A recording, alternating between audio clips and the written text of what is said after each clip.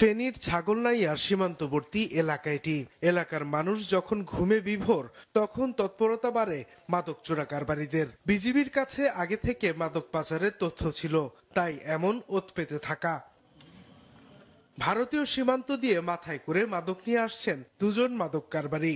ওত পেতে থাকা বিজিবি সদস্যরা বাঁশি বাজিয়ে তাদের থামার ইঙ্গিত দেয়, কিন্তু বিজিবির উপস্থিতি টের পেয়ে উল্টো পথে পালিয়ে যায় তারা।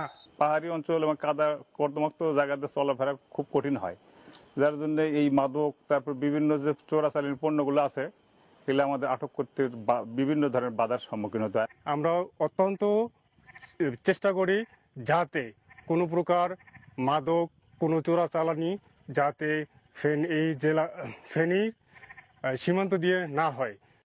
শুধু ছাগলনাইয়া নয়, জেলার ফুলগাজী ও পশুরাম সীমান্ত এলাকাতেও চোরাচালান বেড়েছে আশঙ্কাজনক হারে। বিজিবির দেওয়া তথ্য মতে শুধু ফেনীর বিভিন্ন সীমান্ত দিয়ে গত এক বছরে প্রায় 6,13,14,800 টাকার মাদকদ্রব্য জব্দ করা হয়েছে। সবচেয়ে বেশি জব্দ করা হয় নেশা জাতীয় ট্যাবলেট। মাদক বহনকারীরা বিভিন্ন অভিযানে ধরা পড়লেও ধরাছোঁয়ার বাইরে থেকে যাচ্ছে মূল হোতারা। চোরাচালানি আগেও হয়েছে, এখনো হয় টুকটাক, কিন্তু তারা অনেক দক্ষতার সাথে কাজ করি চোরাচালানিকে আটক করতে, মালামাল আটক করতে সক্ষম হয়। যারা ওটার সাথে জড়িত মূল হোতারা হয়তোবা তাদেরকেও তারা পাচ্ছে না। তো আমাদের দাবি হলো তাদেরকে যদি পায়, মাদকের সাথে যারা জড়িত তাদেরকে গ্রেফতার করার জন্য। মাদক চোরাচালান রোধে বিজিবি কঠোর অবস্থানে রয়েছে, জানান সংস্থাটির এই কর্মকর্তা।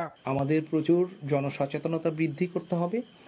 আমরা সোচ্চার আছি এবং বিজিবি জনসাধারণকে সাথে নিয়ে সীমান্ত এলাকায় কোনোভাবেই যেন মাদক প্রবেশ করতে না পারে সেটা বিষয়ে সর্বদা সোচ্চার আছে।